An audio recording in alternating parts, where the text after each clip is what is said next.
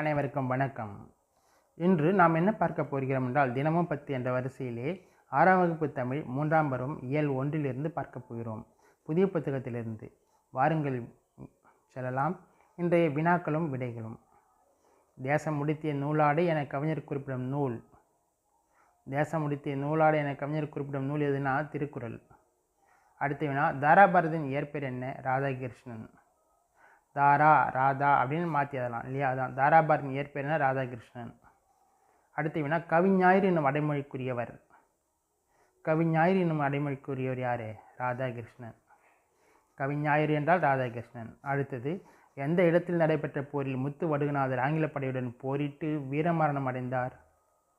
எந்த இடத்தில் நடைபெற்ற போரில் முத்து வடுகநாதர் ஆங்கில படையுடன் போரிட்டு வீரமரணம் அடைந்தார்? சொல்லுங்க. காளியார் கோவில். விடை காளியார் கோவில். முத்து வடுகநாதர் எங்கே இருந்தார்னா காளியார் கோவில் இருந்திருக்காரு. அடுத்தது, கம்பரின் அமுதம் போன்ற கவிதை வரிகளுக்கு டேஷ் ஆற்றின் அலைகள் இசையமைப்பதாக தாராபாரதி குறிப்பிட்டுள்ளார்.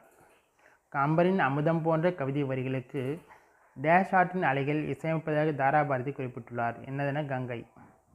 கங்கை ஆற்றின் அலைகள் தான் கம்பரினுடைய கவிதை வரிகளுக்கு இசையமைப்பதாக சொல்கிறார். யார்? தாராபாரதி. அடுத்த வினா, புதுமைகள் செய்த தேசம் இது, பூமியின் கிழக்கு வாசல் இது என்ற பாடல் வரியில் இடம்பெற்றுள்ள நூல் எது? பாரதம் அன்றைய நாற்றாங்கால்.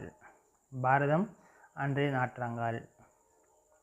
எந்த ஆண்டு மாதத்தில் காந்தியடிகள் தமிழ்நாட்டுக்கு வருகை புரிந்தார்?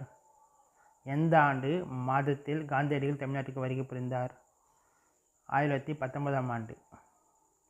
அடுத்தது, சென்னையில் இலக்கிய மாநாடு எப்போது நடைபெற்றது? சென்னையில் இலக்கிய மாநாடு எப்போது நடைபெற்றது? இந்த மாநாட்டுக்கு தலைமை வகித்தவர் யார் அப்படின்னு 2 வினா கேட்டிருக்காங்க.